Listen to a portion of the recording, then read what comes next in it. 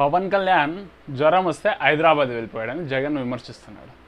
అవును, ఆయన కుటుంబ సభ్యులు ఎవరు ఆంధ్రప్రదేశ్లో లేరు. అందుకోసమని హైదరాబాద్ వెళ్ళి కుటుంబ సభ్యులను కలిసి ట్రీట్మెంట్ చేయించుకొని వచ్చింటాడు. అయితే మీరు 2019 ఎన్నికల్లో మీపై కోడికత్తి దాడి జరిగినప్పుడు మీరెందుకు హైదరాబాద్ వెళ్ళారు? ఇక్కడ ప్రభుత్వం మీద నమ్మకం లేదని, ఇక్కడ ప్రభుత్వాన్ని నమ్మలేమని, మీ కుటుంబ సభ్యులు ఇక్కడ ఉన్నారు, అందరూ ఆంధ్రప్రదేశ్లోనే ఉన్నారు, మీ స్వస్థలము ఆంధ్రప్రదేశ్లో ఇల్లు ఉన్నాయి, ఆస్తులు ఉన్నాయి, అన్నీ ఉన్నాయి, మీరెందుకు వెళ్ళిపోయారు హైదరాబాద్కి? అప్పుడు కూడా ఆంధ్రప్రదేశ్లో చూపించుకోవచ్చు కదా.